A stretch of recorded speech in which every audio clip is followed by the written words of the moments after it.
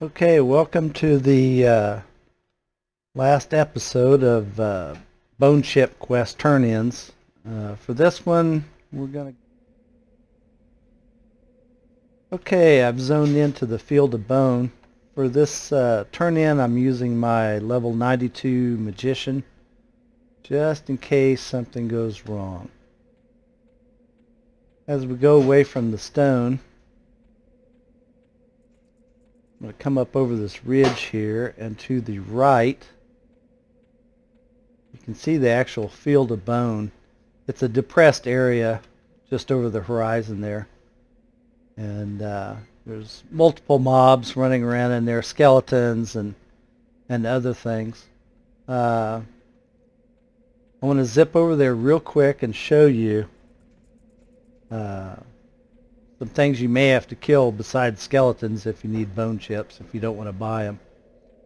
Of course, that all depends on your level. Come over here to the edge and you can see a little bit better.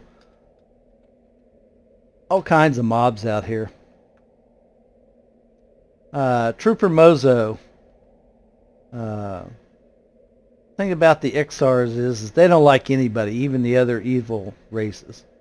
So if you ever need to have any dealings with them quest-wise, or just in general running around the world, and you don't want to be kill on sight to them, you're going to have to raise your faction with them. Now, it's very easy to do that, actually. To do this particular quest turn-in, you have to be at least dubious with Trooper Mozo, even when you're using an illusion. So keep that in mind, but it's very easy to raise your faction up to dubious with him. You can kill Sarnax, for example, in the over there. You can kill goblins in a variety of zones. Lakeaville Omen, for example, is a great place to find goblins. And Ixar bandits. And there's different levels of Ixar bandits. I'm going to jump down here real quick. There's one right in front of me. There's Ixar pariahs and one or two others that I can't remember right off the bat. But here's an Ixar bandit. I'm going to go ahead and kill him real quick, and you can see the faction modifiers that you get. Let's see here.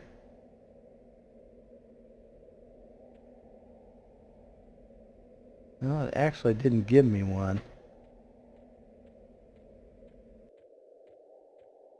Try another.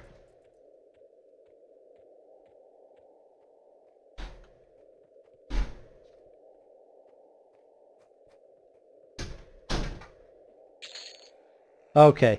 The reason I didn't get a faction modifier is because I used my pet to kill him. In this case, I killed him myself without help. Okay. With the Forsaken, you get a -2 faction hit, and the Forsaken are the bandit thieves and pariahs and things. You get an increase with the Legion of Cabilis, which is the guards, the troopers. I'm going to head on back over here for our starting point. You also get a positive increase with the Brood of Cotis.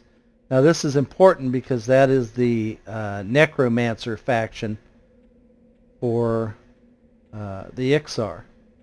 And when you do the Bone Ship Quest turn-in, you do not get a positive adjustment with them. You get a positive adjustment with every other faction, but not the Necromancers. So you would still be kill on sight even if you were to somehow max out the other ones. Okay, from our starting point now, I'm going to go left over here. You can see there's a pathway ahead of me.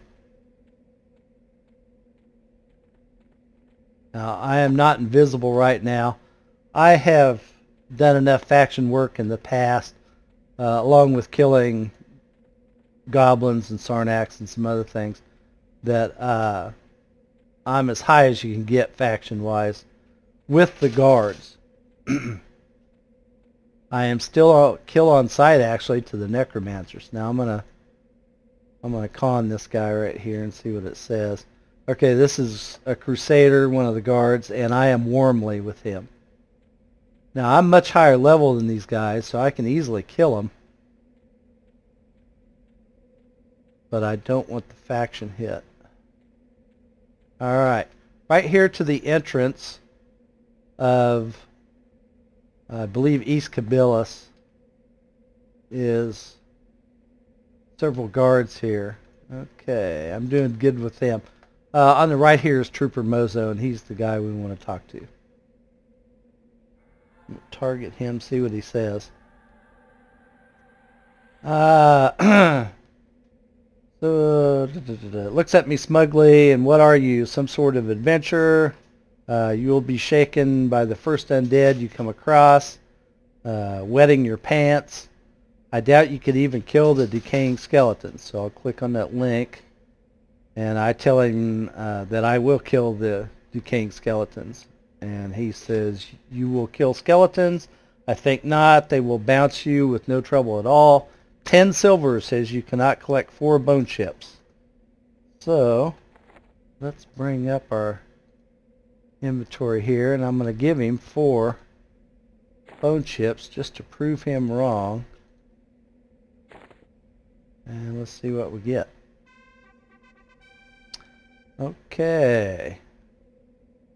We got positive faction by 1 with Legion of Cabilis, Cabilis residents, which would include the merchants, scaled mystics, and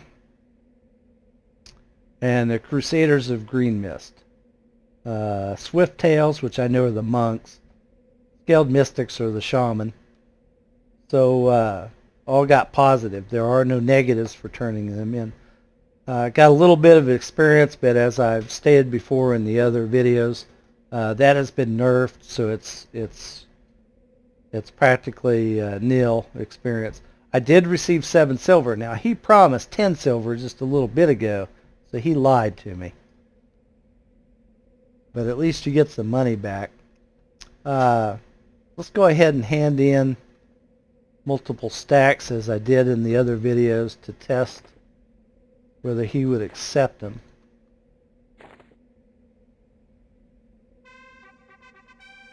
Okay.